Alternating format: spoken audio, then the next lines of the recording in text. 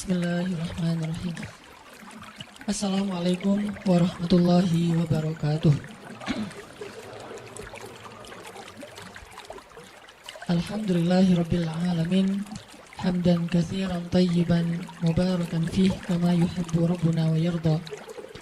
Asyhadu an la ilaha illallah wahdahu la syarikalah. Lahul mulku wa lahul hamdu yuhyi wa yumitu biyadihil khair wa huwa ala kulli syai'in qadir. Wa asyhadu anna Muhammadan abduhu wa rasuluhu la nabiyya ba'dah. Allahumma shalli wa sallim wa barik ala sayyidina Muhammadin kama dzakarahu dzakiruna al-akhyar. Wa shalli wa sallim wa barik ala sayyidina wa habibina Muhammadin makhtalafal lailu wan nahar. Wa shalli wa sallim wa barik ala sayyidina wa habibina wa nabiyyina wa azimina Muhammad wa ala al-muhajirin wal ansar. Nahmadullah ta'ala wa huwal mahmud wa huwal hamdi ahl wa nashkuruhu wa huwal mashkur wa huwa lisyukri ahl. Rabbi syrah li sadri wa yassir li amri wahlul 'uqdatan min lisani yafqahu qawli. Teman-teman sahabat fillah yang selalu setia dan istiqomah untuk selalu hadir dalam tongkrongan ilmu kita di setiap Rabu malam. Mudah-mudahan Allah Subhanahu wa Ta'ala selalu memberkahi waktu dan usia teman-teman semuanya. Mudah-mudahan dimudahkan segala urusannya, diangkat derajatnya, dimuliakan dunia dan akhiratnya, dan yang pasti disegerakan jodohnya. Kalau doa mah udah 5 tahun ya berdoa gitu ya, tinggal eksekusi. Teman-teman semuanya, pada malam ini kita insya Allah akan membahas satu tema yang menurut saya ini penting sekali. Tema ini terkait nanti dengan banyak realitas dalam kehidupan kita, baik secara pribadi maupun secara masyarakat ataupun berbangsa. Mudah-mudahan dengan tema ini kita punya bahan berpikir, kita punya wawasan yang diambil dari referensi yang maha benar yaitu Al-Quran, dari referensi yang selalu benar yaitu Al-Hadis, agar wawasan ini bisa menjadi bahan berpikir. Kenapa? Karena anak muda itu saya pikir adalah masa yang paling baik untuk berpikir kemudian menentukan sikap. Dengan kritisnya, dengan logika yang tajamnya, dengan semangat atau spiritnya yang luar biasa, sehingga anak muda yang sedang memiliki potensi yang besar seperti ini, dan ini hanya sekali dalam hidup kita terjadi, yaitu di masa muda, syabab. Kalau kita tidak cukup bahan berpikir, maka akhirnya kita akan salah menentukan sikap. Baik sikap itu sikap personal maupun sikap dalam bentuk kolosal yang disebut dengan umat, disebut dengan masyarakat, disebut dengan sosial, disebut dengan bangsa. Dan nanti sikap-sikap kolektif kita itulah yang akan menentukan arah dari perjalanan bangsa yang kita cintai. Sikap kolektif kita itulah yang akan menentukan wajah dari Indonesia ke depan. Nah, sikap kolektif ini dibangun dengan berdasarkan apa? Berdasarkan wawasan-wawasan yang menjadi bahan berpikir. Jadi sedikit demi sedikit kita mencoba, walaupun kita bukan peneliti, kita itu bukan seorang filosof, kita bukan pemikir, tetapi Allah Subhanahu wa Ta'ala mengamanahkan kepada kita akal dan hati. Untuk kita gunakan akal itu dan kita jadikan hati sebagai kompas kita dalam menentukan arah. Mudah-mudahan dengan akal, hati, spirit, walaupun kita bukan berperan sebagai seorang pemikir, mudah-mudahan pemikiran-pemikiran kita itu kalau tidak pun memberi pengaruh yang besar dalam pemikiran publik, setidaknya dia bisa menjadi penentu dari pola pikir dan sikap personal kita sebagai seorang muslim. Saya anggap ini sesuatu yang penting. Kita malam ini akan membahas tentang sifat munafik. Kenapa pembahasan tentang sifat munafik ini penting? Bukan soal menghindari sifat itu. Karena kalau menghindari sifat itu, mudah-mudahan buat kita mudah. Kita nggak pengen jadi orang munafik. Ada yang bercita-cita jadi munafik? Nggak mungkin ya. Bercita-cita jadi orang yang kufur kepada Allah juga lebih nauzubillah min dzalik. Dua-duanya bukan life goal siapapun di antara kita. Jadi tujuan kita membahas tentang sifat munafik bukan untuk sekedar terhindar dari sifat-sifat itu. Saya yakin di sini insya Allah nggak ada yang di dalam hatinya ada nifak, ada kemunafikan. Walaupun kita berusaha untuk terus menjaga diri agar terhindar dari sifat-sifat nifak atau kemunafikan. Dan kita membahas tema munafik juga bukan dalam rangka mau menjatuhkan satu orang ataupun satu golongan. Tetapi kita membahas sifat munafik yang lebih pentingnya adalah agar kita bisa menentukan sikap. Kita bisa menentukan sikap pribadi kita, siapa yang harus kita bela dan siapa yang harus kita hindari. Karena itu penting dalam kehidupan kita pribadi dan kehidupan kita berbangsa. Siapa yang kita harus bela dan siapa yang harus kita tinggalkan. Ini dalam kaidah syariah disebut dengan al-wala dan al-bara. Pernah dengar istilah itu? Wala dan bara. Wala dan bara dalam Islam itu termasuk pembahasan prinsip. Bukan masalah-masalah furu'iyah. Furu'iyah itu masalah tambahan dalam agama. Sehingga kalau dia pun berbeda satu dengan yang lain, tidak terlalu fundamental hasilnya. Tidak membuat seseorang menjadi kafir, tidak menjadikan seseorang langsung dijudge ahli neraka, tidak menjadikan seseorang langsung dijudge sebagai orang yang sesat. Kenapa? Hanya masalah furu', masalah tambahan dalam urusan syariah. Misalnya masalah ibadah sunnah, masalah-masalah yang sering diperdebatkan oleh ulama dalam khilafiyah mazhab. Itu namanya furu'. Jadi kalau ulama berbeda pendapat, biasanya itu furu'. Karena ulama tidak berbeda pendapat dalam urusan yang prinsip dalam agama. Mereka tidak berbeda pendapat. Rata-rata kalau kita temukan ada perbedaan pendapat, baik itu fikih ataupun akhlak, maka biasanya itu adalah ciri-ciri permasalahan itu termasuk permasalahan furu'iyah, tambahan, cabang, bukan akarnya, tapi cabangnya.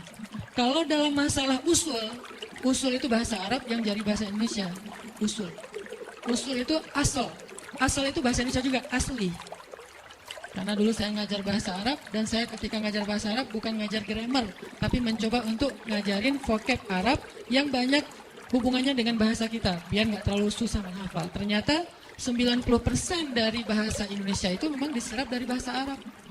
Dan itu kenyataan yang nggak bisa kita pungkiri, bahwa dalam pembentukan bahasa nasional kita itu ada banyak sumbangsih para ulama, karena dia terserap dari bahasa Arab.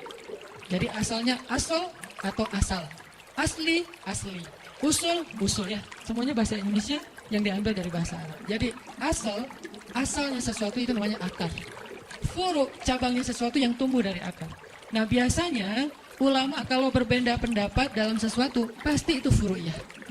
Sehingga kalau kita mendengar ada pendapat yang satu mengatakan A, yang satu mengatakan B, berarti itu masalah furu'iyah. Dan kita nggak perlu ribut dalam masalah itu. Kalau masih ada yang ribut dalam masalah furu'iyah, maka dia terjebak ke dalam sebuah sikap agama yang dikenal dengan istilah takalluf. Apa itu takalluf? Takalluf itu berlebih-lebihan. Mungkin bahasa yang sedang lagi ngetren sekarang radikal. Apa itu radikal? Terlalu membesar-besarkan sesuatu yang sebetulnya kecil. Itu makna radikal dalam konteks agama kita, yaitu takalluf, melebih-lebihkan. Sesuatu yang masih bisa ditolerir tapi dibahas setiap hari. Seolah-olah itu menjadi prinsip agama. Seolah-olah yang melanggar itu langsung masuk neraka besoknya. Seolah-olah dia itu di neraka yang paling dalam. Seolah-olah dia yang paling celaka di muka bumi. Nah ini namanya takalluf. Ini radikal yang sebenarnya. Terlalu takalluf dalam urusan furu', dalam urusan mazhab. Sehingga sikap kita dalam perbedaan mazhab adalah respect, no judgment, menghargai pendapat yang berbeda. Jadi malam ini kita akan membahas salah satu yang usul, yaitu masalah kemunafikan. Ini yang pertama sekali Allah ceritakan di Al-Quran ketika Allah membuka surat Al-Baqarah. Walaupun surat Al-Baqarah itu turunnya belakangan, tetapi ditaruhnya di depan, langsung setelah Ummul Kitab. Seolah-olah Al-Baqarah itu anak pertama. Karena Al-Fatihah ibunya kan? Ibunya Al-Kitab. Maka anak pertamanya Al-Baqarah, anak sulung nih. Dan yang paling panjang di Al-Quran. Tapi sebagian besarnya Madaniyah, turunnya di Madinah. Walaupun berangsur-angsur, turunnya di Madinah. Tapi kok ditaruh di awal? Saking pentingnya pembahasan yang ada di dalam surat Al-Baqarah. Sampai sebagian ulama mengatakan Al-Baqarah itu sepertiga syariah. Jadi siapa yang bisa mengamalkan surat Al-Baqarah, bukan menghafal, mengamalkan surat Al-Baqarah, dia sudah mengamalkan sepertiga dari agama. Jadi siapa yang bisa mengamalkan Al-Baqarah, maka dia sudah mengamalkan sepertiga dari agama. Dan tahukah kita bahwa Umar bin Khattab itu mengamalkan surat Al-Baqarah butuh waktu 13 tahun. 13 tahun mengamalkan Al-Baqarah, bukan ngafal. Kalau ngafal buat mereka gampang. Bahkan di antara mereka ada yang hafal 1 juz itu dengan sekali dengar langsung hafal. Berarti 1 jam 1 juz. Itu pemecah rekor paling dahsyat. 1 juz 1 jam. Kalau di zaman kita mungkin paling cepat 1 juz 1 hari. Itu juga udah jenius banget. Tapi sahabat menghafal 1 juz lebih 1 lembar, yaitu surat Al-An'am 1 jam. Sekali dengar. Dan 1 jam itu bukan hafalan pertama. Kalau di teman-teman teras tapi seperti ngerti lah. Hafalan pertama itu kan yang penting udah hafal, cuman nggak lancar, belum bisa di-store kan. Belum mutkin gitu. Itu sekali dengar 1 jam mutkin. Dan ukuran mutkinnya nggak ada 1 huruf pun yang salah. Nggak ada 1 huruf pun yang salah. Siapa dia? Abdullah bin Mas'ud. Yang mendengar surat Al-An'am diturunkan kepada Nabi, Nabi bacakan, dia dengar, sekali dengar langsung kata dia, ya Rasulullah saya sudah hafal. Kata Nabi, ya Abdullah coba kamu baca. Dibaca dalam keadaan menghafal, nggak ada 1 huruf pun yang salah. Itu bukan mutkin lagi, udah copy paste itu. Kita kadang-kadang copy paste aja masih ada yang ketinggal, komanya, emotikonnya nggak kebawa, gitu kan ya? Ini benar-benar dahsyat. Ternyata bukan itu masalahnya. Kenapa Umar kok mengamalkan Al-Baqarah 13 tahun? Bukan soal hafalannya, bukan soal membacanya. Ngamalin 1 ayat demi 1 ayat sampai dawam. Butuh 13 tahun mengamalkan Al-Baqarah. Saking luar biasanya surat Al-Baqarah. Sehingga Allah Subhanahu wa taala menyebutkan dan meletakkan Al-Baqarah menjadi surat pertama setelah Al-Fatihah. Bisa dibilang dia adalah surat-surat pembuka di dalam Al-Qur'an. Lalu ketika kita membaca surat Al-Baqarah, maka prolog atau mukaddimah dari kepalanya surat Al-Baqarah, headline-nya surat Al-Baqarah itu adalah langsung Allah berbicara tentang 3 golongan manusia. Di awal kita buka Al-Baqarah langsung Allah bicara tentang 3 golongan manusia. Golongan pertama, mukmin, ada di ayat 1 sampai 5. Berapa ayat? Cuma 5 ayat. Lebih efektifnya lagi 4 ayat, karena alif lam mim itu termasuk ayat mutasyabihat yang tidak ada yang tahu artinya selain Allah. 5 ayat berbicara tentang orang mukmin. Kemudian golongan kedua, orang yang kafir, artinya orang yang ingkar kepada Allah Subhanahu wa taala, tidak percaya dan tidak beriman. Berapa ayat? Cuma 2 ayat. Ayat 6 dan ayat 7. Beres itu Allah bicara tentang orang munafik dari ayat 8 sampai ayat 16. Berapa ayat? 9 ayat. Dari ayat 8 sampai ayat 16. 9 ayat bicara tentang orang munafik. Apakah sudah selesai? Belum. Sisanya Allah kasih contoh-contoh orang munafik di banyak ayat di Al-Baqarah, di banyak surat, di sisa-sisa surat yang lainnya. Dan kalau Allah udah bicara tentang orang munafik, kesan emosionalnya tuh kelihatan banget di ayatnya. Allah kalau bicara tentang orang kafir, kesannya flat.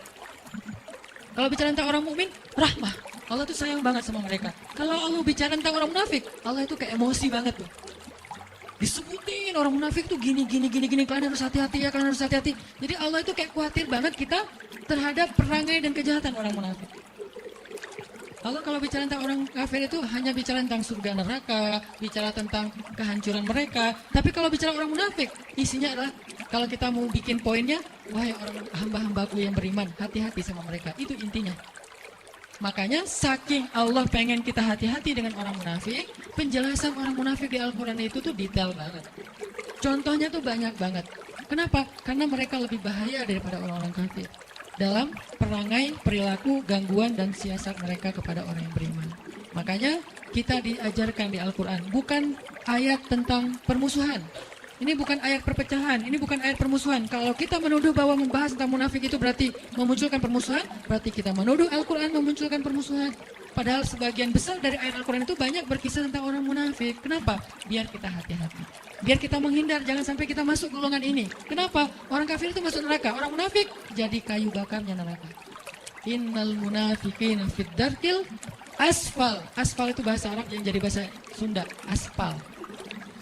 Karena orang Sunda nggak bisa, siapa bilang itu fitnah ya.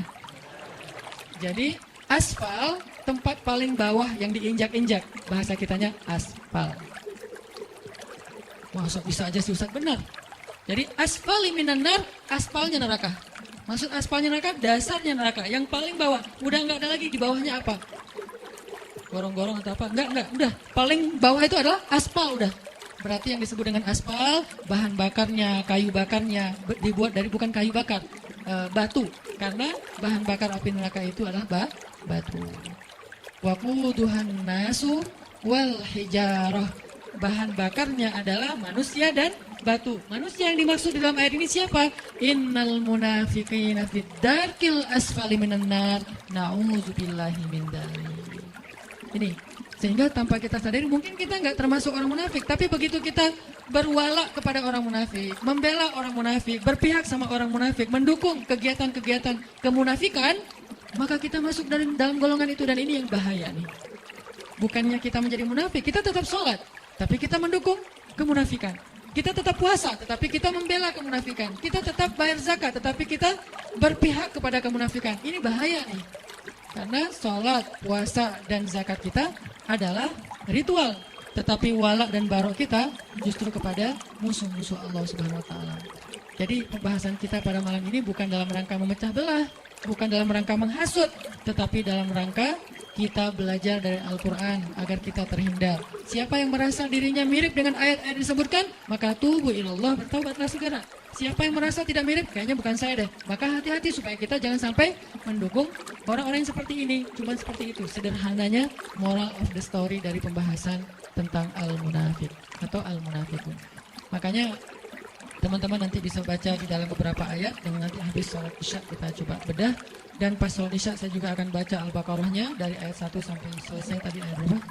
18 tentang 3 golongan manusia yang disebutkan oleh surat Al-Baqarah. Barakallahu fiik. Semuanya yang dirahmati Allah Subhanahu wa Ta'ala, kita lanjutkan pembahasan kita tentang al-wala dan al-bara. Siapa yang kita berpihak, siapa yang tidak kita perlu berpihak. Dalam hal ini kita mengambil salah satu contohnya adalah orang-orang munafik.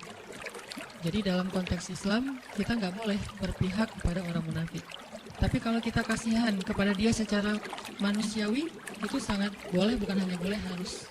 Jadi kita harus bedakan mana sifat kita sebagai sesama manusia, mana sikap kita dalam urusan agama, itu beda. Kalau konteksnya kemanusiaan, itu universal. Kita tuh berbuat baik, nggak boleh melihat agama. Mau dia muslim, mau non-muslim, mau dia munafik, mau dia mukmin, mau dia orang baik, mau dia orang jahat. Kita kalau dalam urusan kemanusiaan, maka hak dan kewajibannya sama. Ketika kita melihat misalnya ada mantan perampok yang belum bertaubat, berarti bukan mantan ya, perampok lah ya, belum bertaubat, atau penjahat belum bertaubat.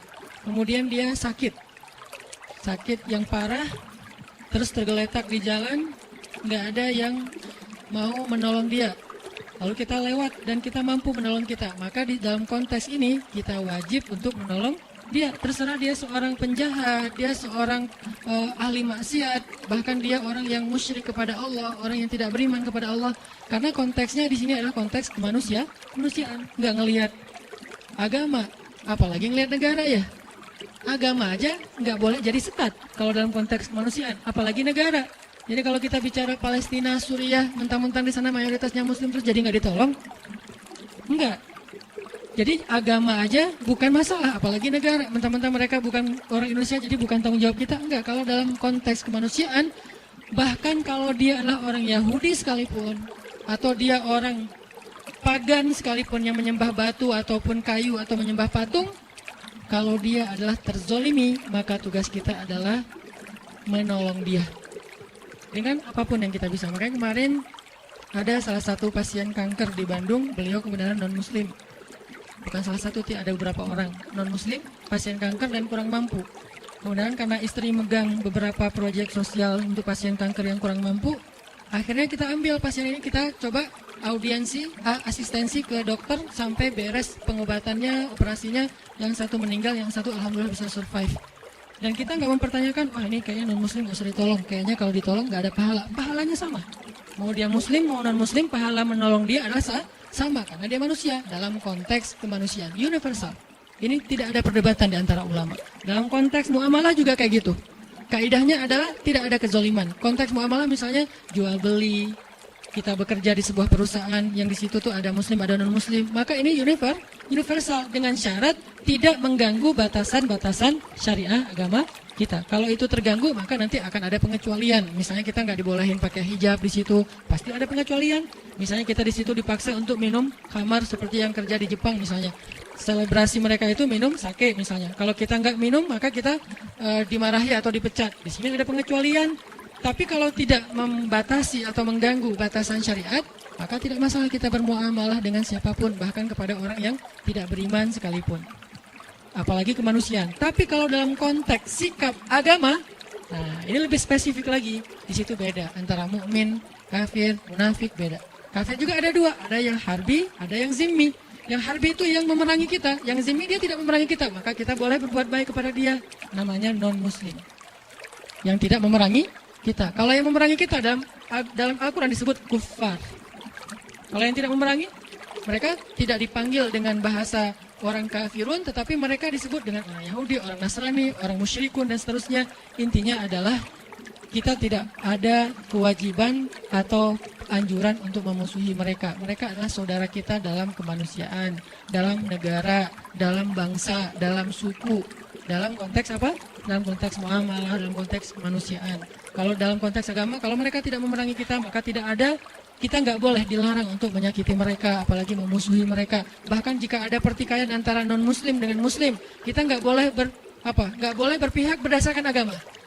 Ada pertikaian nih dalam urusan muamalah, urusan dagang kah, urusan jual beli kah, jual beli tanah, jual beli rumah, jual beli mobil, dan seterusnya. Ada masalah nih, termasuk masalah misalnya kayak masalah pekerjaan, masalah muamalah. Kalau misalnya ada pertikaian di antara mereka, nggak boleh kita berpihak karena dasarnya agama. Nih saudara saya muslim, saya belain dia. Belum tentu dia benar, bisa jadi dia yang salah. Maka di situ konteksnya adalah adil. Nggak boleh gara-gara kita beda agama terus kita bersikap zolim. Kalau dia beda agama dengan kita, tapi dia konteksnya di situ korban, maka kita harus membela dia, bahkan terhadap saudara kita yang sama-sama muslim, kalau ternyata saudara yang muslim itu adalah justru yang zalim. Jadi inilah konsep adilnya Islam. Dan di sini kita juga belajar tentang bab wala dan barok dalam contoh-contoh yang sederhana. Jadi nggak boleh mentang-mentang, pokoknya belain aja yang namanya muslim, kita harus bela. Enggak. Unsur akhaka zaliman au mazluman. Tolonglah saudara kamu dalam keadaan zalim atau terzolimi. Ini maksudnya apa nih? Kan kita harus nolongin saudara kita, Ustaz, walaupun dia zalim. Menolong saudara kita yang zalim artinya hindarkan dia dari kezaliman. Kalau dia udah terlanjur melakukan kezaliman, maka tegakkanlah keadilan. Wa'adilu wa aqrabu littaqwa. Bersikap adillah karena dia yang paling dekat kepada ketakwaan. Bahkan kepada orang yang kita benci kita harus bersifat adil, fair bahasa sederhananya. Kayak gimana? Kita nggak suka dengan satu kelompok. Apakah dasarnya agama, dasarnya golongan, dasarnya emosional pribadi? Nggak suka aja dengan satu kelompok. Kan ada suka gitu ya? Satu grup WhatsApp nggak suka kepada grup WhatsApp yang lain. Namanya grup sebelah. Terus gara-gara kita nggak suka, kita bersikap nggak fair, ini bukan sifat muslim. Kenapa? Allah berfirman, wala yajrimannakum syana'anu qaumin ala alla ta'dilu. I'dilu huwa aqrabu littaqwa. Janganlah kebencian kalian kepada satu grup WhatsApp. Ini terjemahan apa? Ini contohnya. Janganlah kebencian kalian kepada satu kelompok, satu golongan, satu grup membuat kalian bersikap tidak adil kepada mereka. Maka bersikap adillah karena keadilan itu dekat kepada ketakwaan. Jadi nggak boleh gara-gara kita nggak suka terus kita nggak fair dalam urusan muamalah, dalam urusan hak dan kewajiban, dalam urusan kemanusiaan nggak boleh. Tapi dalam urusan sikap, agama, dakwah dan syariah, maka di sini ada penjelasan dan koridornya sendiri. Yang akan kita bahas hari ini adalah sikap kita yang berkaitan dengan pembelaan kita terhadap agama. Menegakkan agama Allah SWT. Dan hal yang perlu kita pahami, yang akhir-akhir ini mulai agak dikhawatirkan, ditakut-takuti sehingga kita jadi resah. Menegakkan agama itu bukan berarti meruntuhkan negara. Sejak kapan agama dan negara itu kontradiktif? Sejak kapan? Gara-gara kita negakkan agama, lantas meruntuhkan negara? Nggak mungkin. Kalau dia meruntuhkan negara, berarti dia meruntuhkan agama. Itu satu paket. Kalau dia meruntuhkan negara, memecah belah negara, berarti dia memecah belah umat, memecah belah agama, meruntuhkan agama. Sama itu. Dan kalau dia menegakkan agama, maka dia menegakkan negara. Karena satu paket, nggak bisa dipisahkan. Siapa yang berbuat rusak di muka bumi, maka dia telah melanggar ayat Allah Subhanahu wa taala, yufsiduna fil ard. Mereka merusak di muka bumi, walakin la yash'urun. Cuman mereka enggak ngerasa. Jadi Allah menyuruh kita untuk islah, memperbaiki, imarah, membangun, bukan justru merusak. Jadi nggak mungkin orang yang pengen menerapkan agama dalam konteks pribadinya berarti jadi masalah dalam sebuah tatanan negara, itu nggak mungkin. Kalau dia memahami agama itu secara komprehensif, bukan parsial. Tapi kalau dia memahami agama secara parsial, mungkin aja. Maka solusinya adalah apa? Pelajari agama secara lebih dalam, bukan dihindarkan dari belajar agama ya. Kalau kita dilarang untuk belajar agama, berarti kita dibiarkan untuk awam tentang kebenaran. Ketika kita nggak ngerti tentang konsep kebenaran, maka kita akan bisa saja menjadi masalah dalam sebuah lingkungan, masyarakat, dan bangsa. Justru kita nggak mau itu terjadi. Belajarlah agama, supaya punya konsep kebenaran. Dan konsep kebenaran agama, apalagi Islam, adalah konsep yang sangat rahmatan lil alamin. Lalu apa yang buat orang takut belajar Islam? Kalau setelah belajar Islam dia menjadi rahmah bagi alam semesta. Sekarang kita buat program dakwah lingkungan, yaitu dengan less waste. Itu adalah syariat Islam. Jangan berpikir less waste itu hanya masalah isu lingkungan, isu climate change dan segala macam. Bukan, ini bukan masalah lingkungan, bukan masalah alam, bukan masalah ozon. Ini masalah agama. Sehingga ketika ini saya coba presentasikan kepada para ustadz-ustadz bangun negeri, mereka semuanya sepakat ini tuh masalah agama. Lalu saya tanya, kenapa dakwah nggak pernah mengangkat isu ini? Oh ya, kita baru ngeh sekarang. Ya udah kita angkat isu ini, isu lingkungan. Biar orang lihat Islam itu bukan cuma narasi ibadah. Islam itu bukan cuma sholat 5 waktu, walaupun itu wajib dan tidak ada perdebatan tentangnya. Tetapi dia belum komprehensif, dia masih parsial. Terlalu zoom in-nya kedekatan. Coba zoom out lagi deh. Ketika kita zoom out tentang Islam, kita akan melihat hal-hal yang lain yang luar biasa tentang Islam. Makanya kalau kita pengen menjadi solusi bagi bangsa, pengen jadi kebaikan bagi bangsa, bahkan bagi manusia, bahkan bagi alam semesta, maka belajarlah agama. Makanya kita perlu belajar tentang sifat munafik agar kita tidak terjebak di dalam sifat ini. Saya nggak tahu, mungkin suatu saat di antara teman-teman yang hadir sekarang akan jadi pejabat kah suatu hari nanti? Akan jadi seorang penguasa kah? Mungkin di sini ada yang calon presiden tahun 2000 sekian yang kita nggak tahu ya. Tiba-tiba presiden 2050. Ustaz, saya dulu mah jamaah latif. Wah, Masya Allah ya. Kan kita nggak ngerti kan? Jadi ketika nanti antum diberikan amanah kekuasaan oleh Allah, baik itu dalam bentuk jabatan maupun dalam bentuk eksistensi di tengah-tengah masyarakat, public figure, maka kita jangan sampai tanpa sadar terjebak mengambil sikap orang munafik. Dan itu bahaya banget. Dan saya yakin semua kita akan jadi pemimpin, terutama yang di depan. Minimal pemimpinnya si dia. Ya. Kita memimpin keluarga dengan sikap orang munafik, bahaya. Apalagi memimpin masyarakat, lingkungan, sosial, jangan, bahaya. Memimpin masjid aja, kita harus tahu dulu mana wala dan mana barok. Kalau nggak kacau. Memimpin RT, RW. Nah, balik lagi kepada pembahasan tentang Al-Baqarah dan Al-Munafiqun. Al-Baqarah dan Al-Munafiqun. Ini rata-rata kalau kita baca di Al-Quran, suratnya itu semuanya atau hampir semuanya surat Madaniyah. Rata-rata surat yang membahas tentang orang munafik itu surat Madaniyah. Apa arti surat Madaniyah? Atau ayat Madaniyah? Sebagian besar jawabannya surat dan ayat yang turun di Madinah.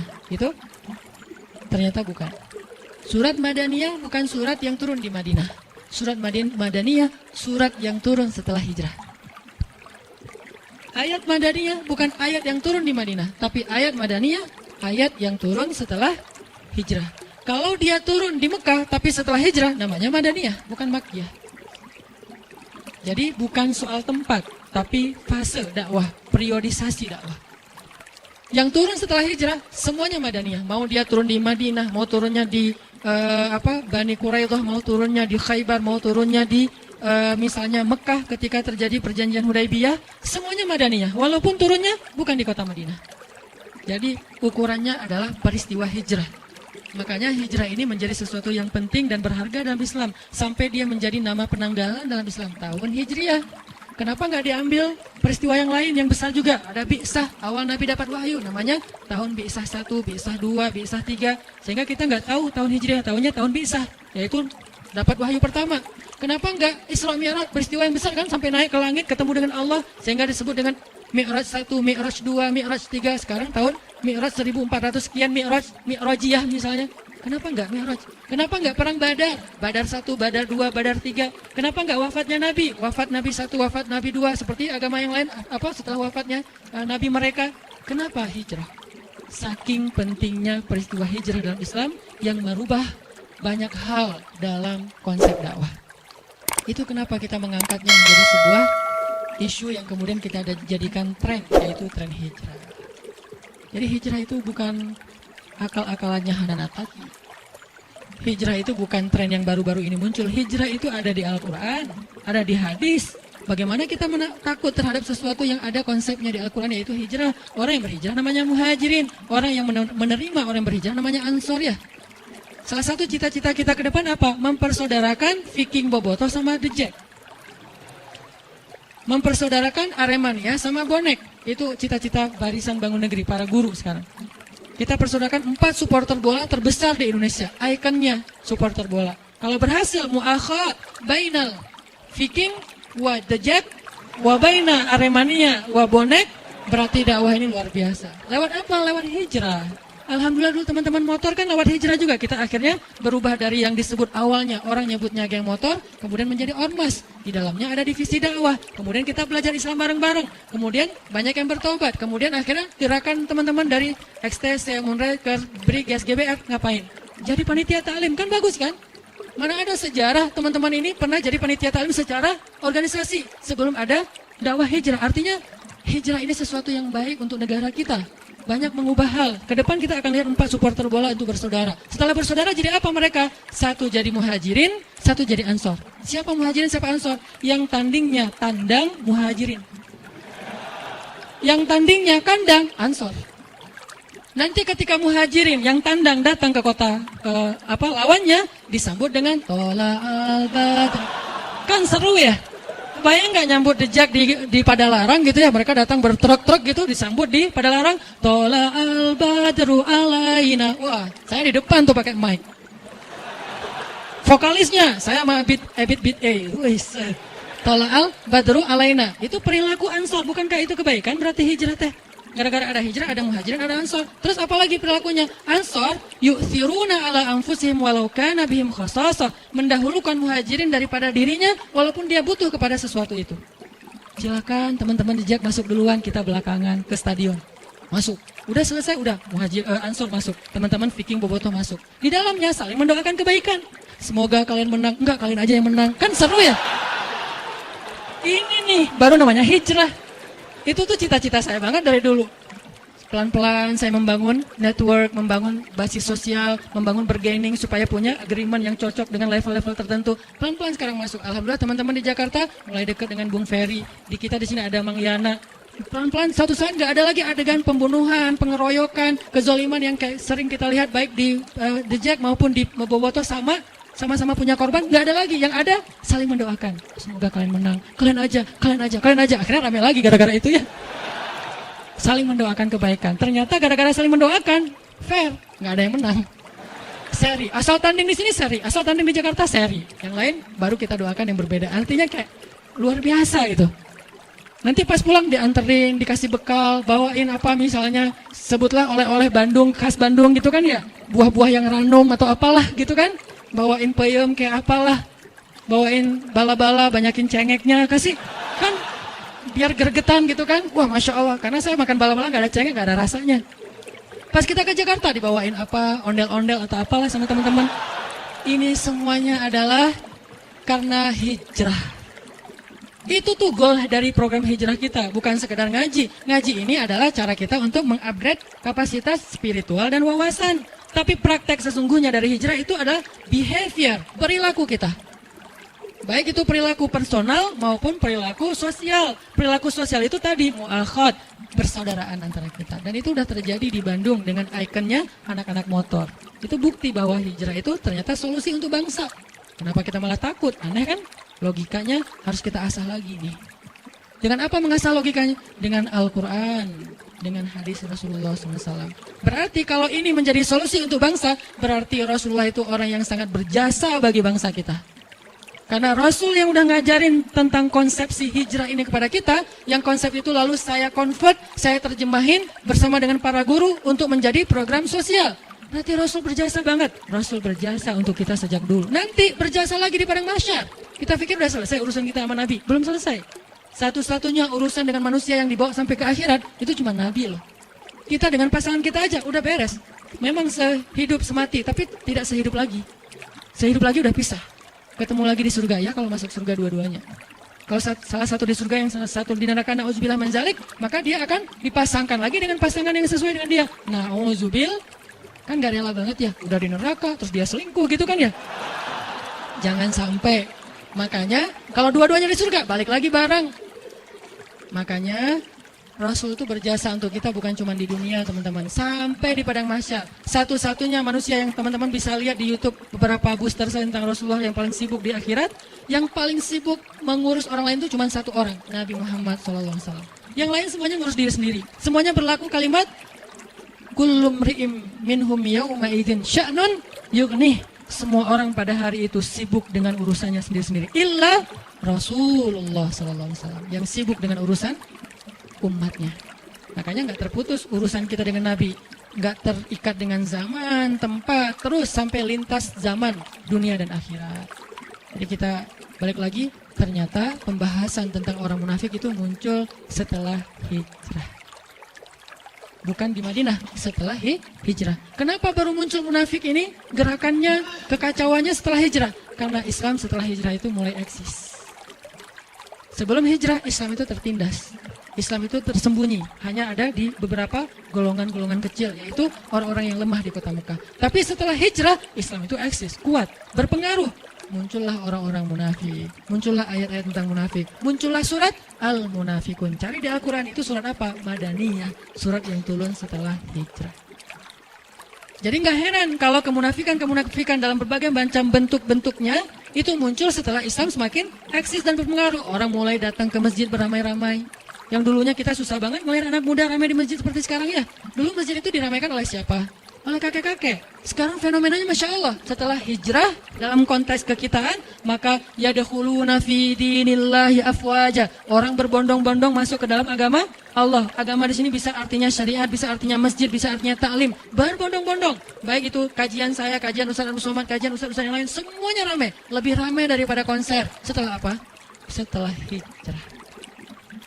Maka dalam satu paket, begitu hijrah muncul, eksistensi Islam muncul, muncullah kemunafikan. Kenapa dia muncul? Baru dibedah oleh Al-Quran. Kemunafikan itu kenapa kok munculnya setelah hijrah? Terus perangainya kayak gimana? Itu kenapa surat-surat atau ayat kemunafikan itu rata-rata madaniyah. Pertanyaan berikutnya, kenapa kemunafikan muncul setelah hijrah dan Islam eksis? Salah satu masalahnya adalah ciri-ciri orang munafik atau golongan munafik adalah dengki. Bahasa Arabnya hasadin.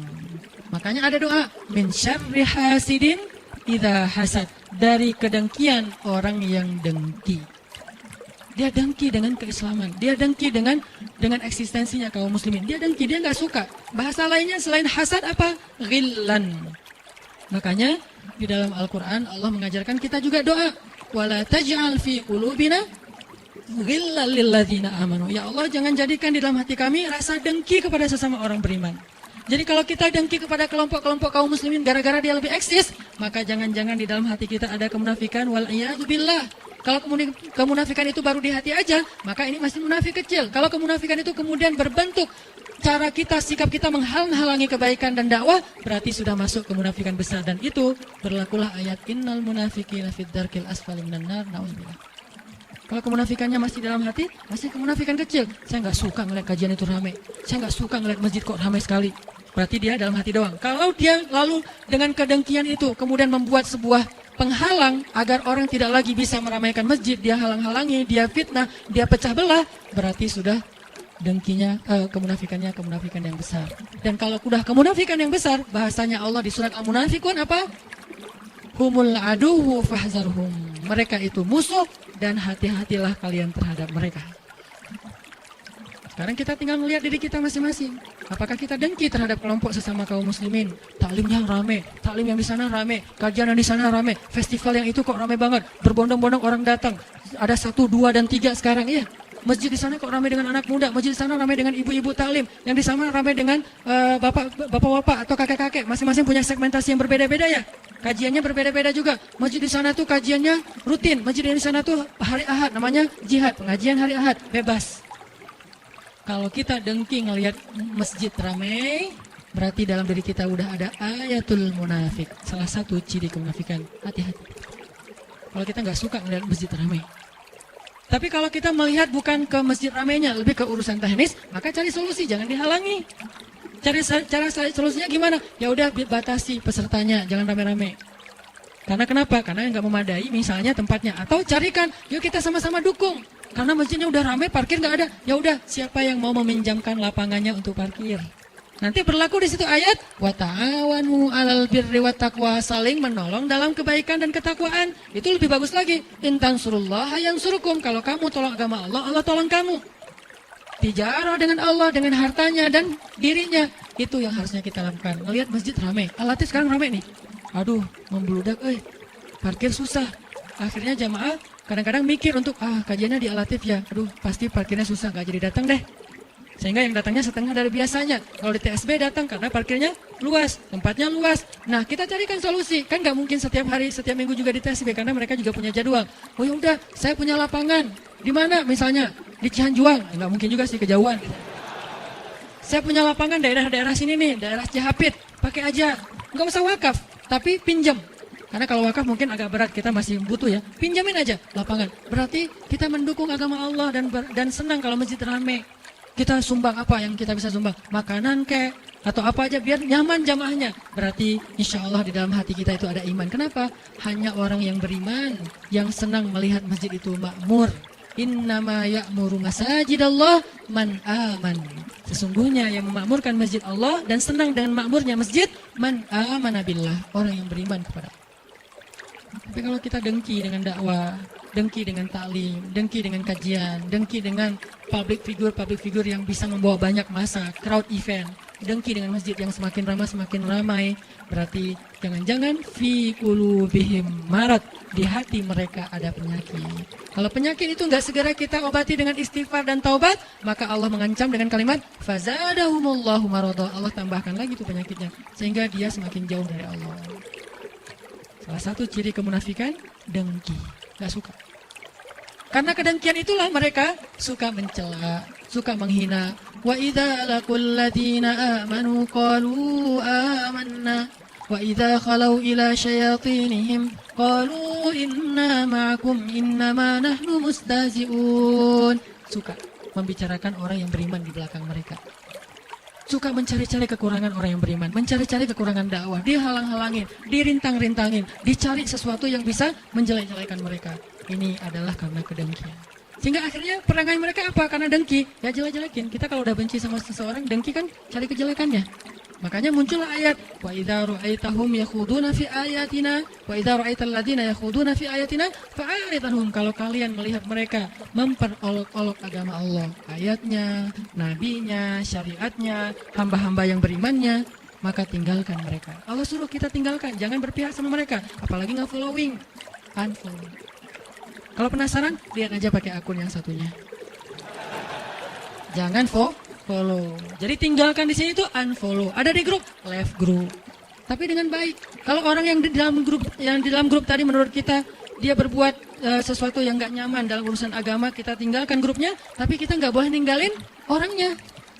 Kita hanya meninggalkan perangainya, tidak meninggalkan orangnya. Kalau orangnya suatu saat butuh, kita boleh menolong dia. Bahkan harus. Jangan mentang-mentang dia pernah menghina agama Allah, terus kalau dia butuh kita nggak nolongin dia, nggak, tetap kita tolongin kalau kita mampu.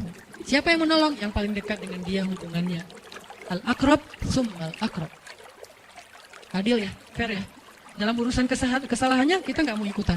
Tapi dalam urusan kebutuhan manusiawinya kita akan menolong dia. Itu fair banget. Itulah rahmatan lil alamin. Itu Islam. Bukan ditinggalkan sama sekali. Itu ekstremis. Bukan juga berpihak banget sama dia. Itu namanya cari muka. Atau dia labil nggak punya sikap. Islam itu wasaton, tengah-tengah.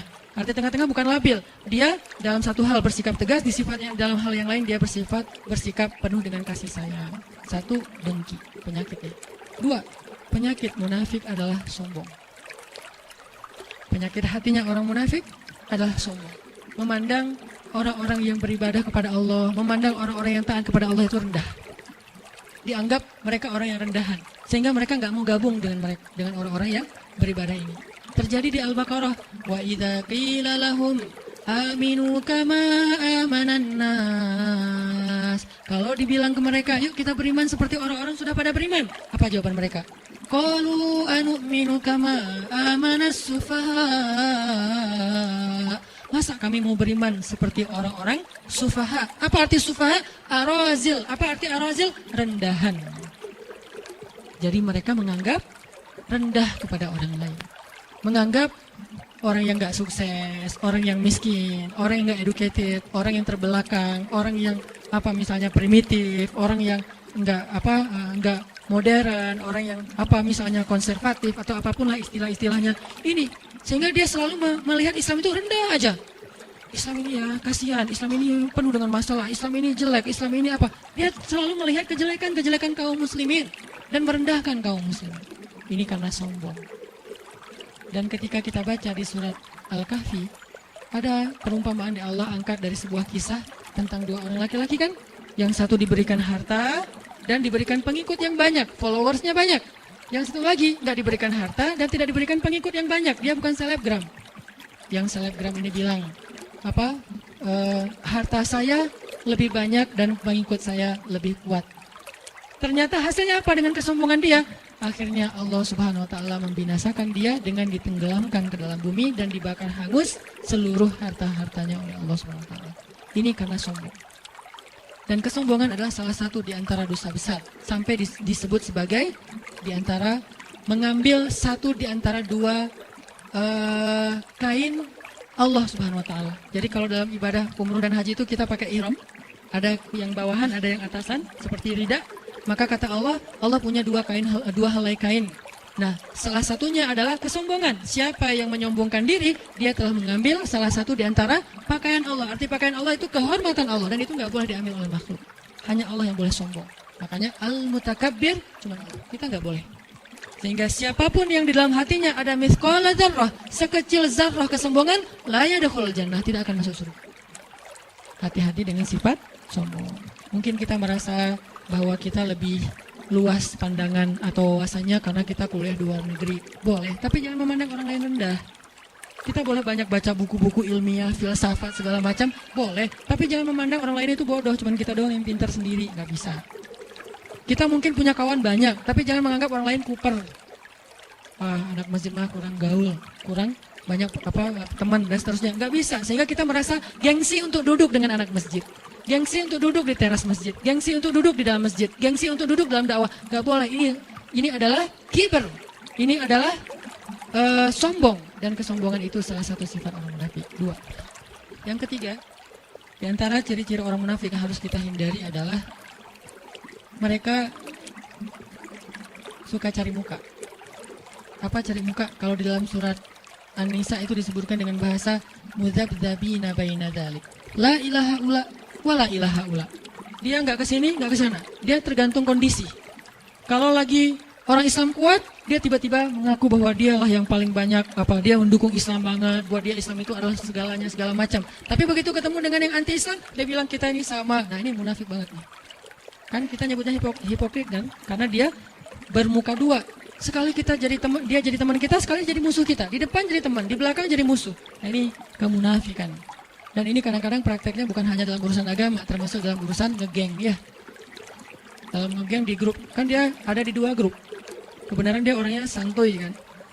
Jadi nggak pernah live grup. Di grup ini dia ada, di grup sebelah juga ada. Di grup sebelah dia ngomongin grup yang ini. Di grup ini dia ngomongin grup yang sebelah. Nah ini paling bahaya nih. Orang yang kayak gini yang grup harus nge-live-in dia. Jangan dia yang live, karena dia nggak akan pernah live grup. Grup yang harus live dia. Caranya grup live dia, bikin lagi aja grup baru, cuman dia doang yang gak di-invite. Karena dia adalah racun di dalam tubuh kita yang memecah belah di antara kita. Jadi menghasut di sana, menghasut di sini. Akhirnya namimah. Kalian tahu nggak di grup sebelah lagi ngomongin apa? Ngomongin kalian. Aku tuh nggak bohong ya, ini aku capture, aku di forward. Soalnya aku sayang sama kalian, jadi aku ngomongin apa yang mereka omongin tentang kalian. Itu bukan sayang, itu namanya namimah, adu domba. Karena yang benar gimana? Kalau kita pun tahu mereka membicarakan yang di sini, jangan sampai orang ini tahu. Kenapa? Biar nggak rame. Kita diamin. Cukup sampai di kita aja. Jangan di save chatnya. Jangan di capture. Terus gimana kalau perlu del chat? Chatnya kita delete supaya kita nggak ada kesempatan untuk memberitahu ke sebelah. Terus kalau ditanya, ya di grup sebelah lagi ngomongin kita ya? Enggak kok. Bohong dong kalau gitu Ustadz. Salah satu dusta yang dibolehkan di antara 3 adalah dusta demi mendamaikan di antara 2 orang mukmin yang bertengkar. Tapi niatnya mendamaikan ya, bukan cari keuntungan. Ada 3 kan dusta yang dibolehin. 1, dusta dalam perang. Masa perang kita jujur? Kami itu pasukannya jumlahnya sekian, strateginya ini. Jadi kalian siap-siap ya, nanti kita ketemu ya. Di mana ketemunya? Sherlock dong. Ini perang atau janjiannya? Dalam perang, kata Nabi, al-harbu khida. Perang itu tipu muslihat. Jadi kalau dalam peperangan orang berbohong, menipu musuh, itu sesuatu yang dibolehkan. Emang harusnya kayak gitu. Masa mau jujur? Saya orangnya nggak bisa bohong. Makanya menanya apa? Nggak bisa. Bohong.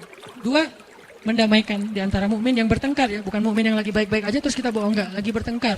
Yang ketiga, berdusta untuk masa lalu terhadap pasangan halal.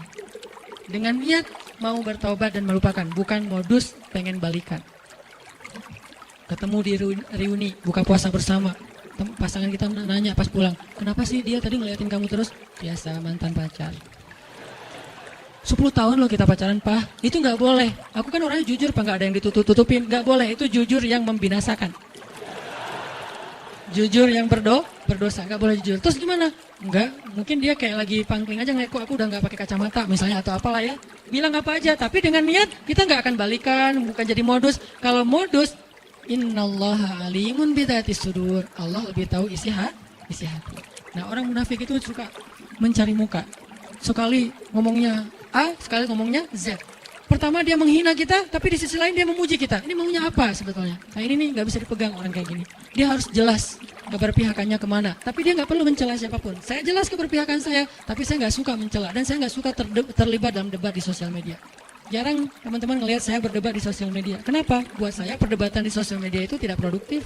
Kecuali argumentatif ya. Karena ada juga perdebatan yang argumentatif. Dia menjelaskan gagasan, oke itu bagus. Tapi kalau perdebatannya bentuknya saling membuli, ngapain? Sesama mukmin kita membuli. Nah, sesama yang ke masjid, jangan saling mengganggu. Udah aja yang datangnya, sholatnya, apa misalnya, qobliyahnya dua. Yang nggak pakai qobliyah juga mah enggak. Kan ada masjid yang nggak pakai qobliyah, sholat tertentu kan. Habis azan langsung iqomah. Kecuali kalau kita memang karena ada taklim.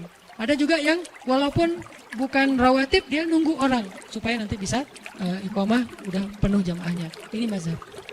Dia bermuka 2. Yudzabzabina baina dzalik. Yang keempat, di antara ciri orang munafik itu adalah memecah belah.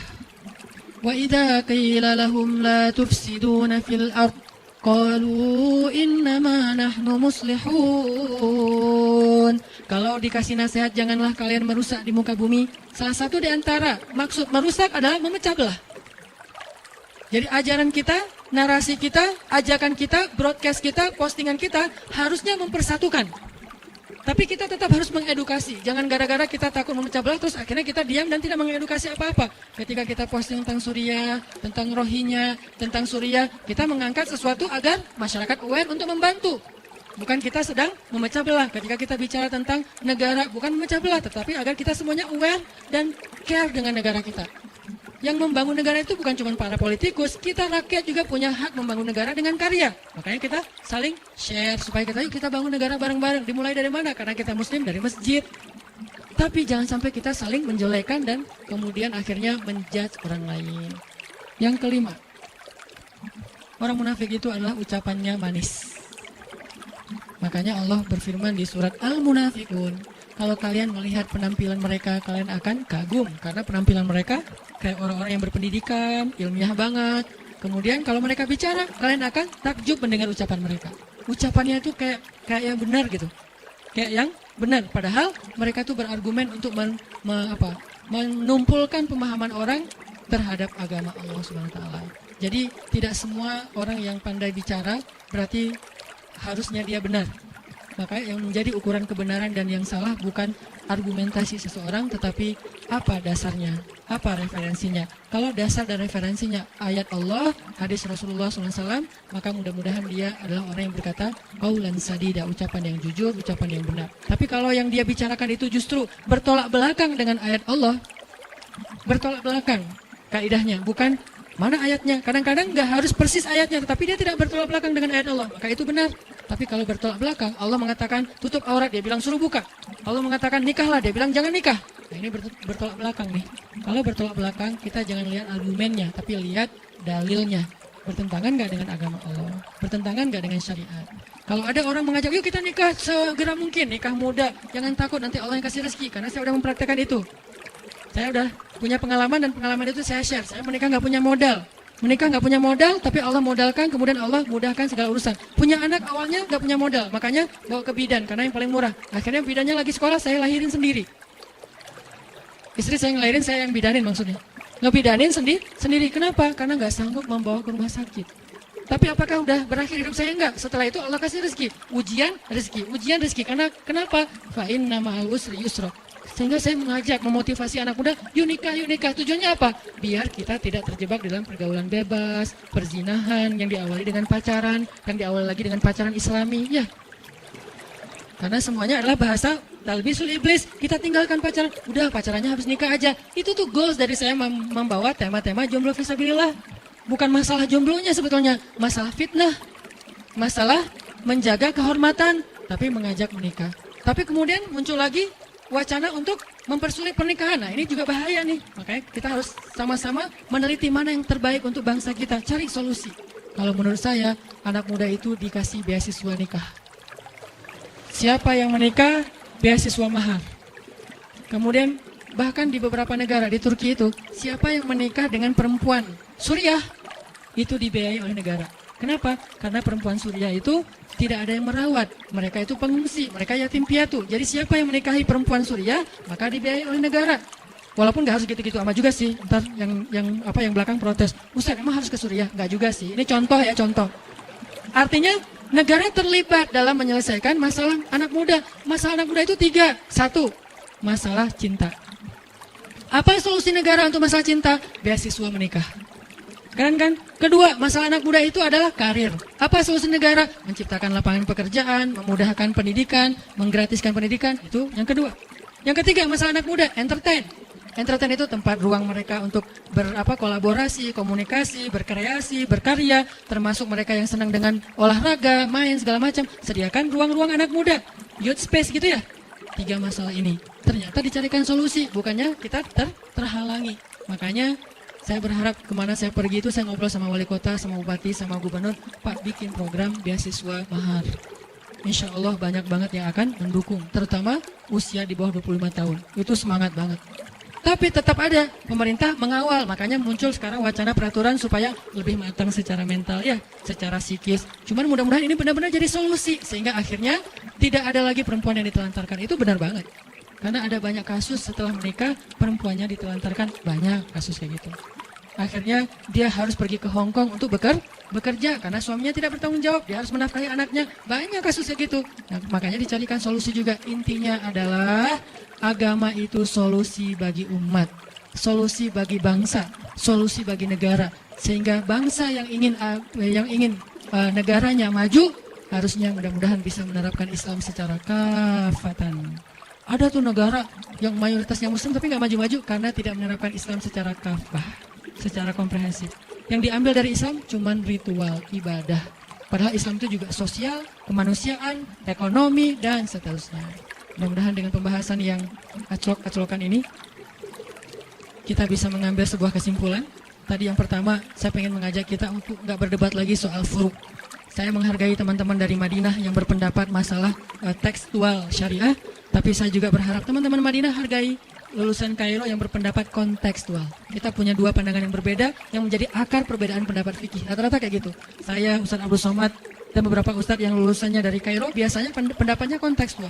Tapi teman-teman yang rata-rata dari Mekah Madinah biasanya berpendapat tekstual. Dan itu baik, dua-duanya baik. Ada pendapat dan dalilnya yang sama bahkan. Tinggal saya menghargai 1. 2. Kita harus belajar tentang Islam secara komprehensif. Biar kita nggak terjebak di dalam ritual saja. Seolah-olah kalau udah hijrah masuk masjid, udah selesai urusan kita, nggak. Kita harus peduli dengan keluarga kita. Peduli dengan tetangga kita. Peduli dengan lingkungan dan masyarakat kita. Walaupun tidak harus peduli tentang mantan kita. Jadi kita peduli kepada sosial. Mantan gimana pedulinya? Suruh orang lain aja yang peduli. Kita fokus dengan diri kita supaya bisa move on.